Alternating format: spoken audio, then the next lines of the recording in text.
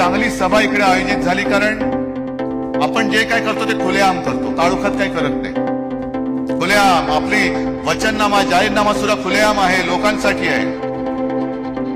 महिलांसाठी योजना जी आहे ती नुसती चालू ठेवणार नाही, तर त्याच्यामध्ये भर टाकणार आहोत. हे राहुलजीने आपण सांगितलेले.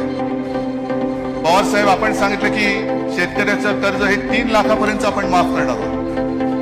2 लाखापर्यंत आपण करून दाखवलेलं आहे. आलं तर मुला मुलींना शिक्षण मोफत मिळणार आहे. तसेच बेरोजगार लोकांना, बेरोजगार विद्यार्थ्यांना 4,000 प्रति महिना सरकार देणार आहे.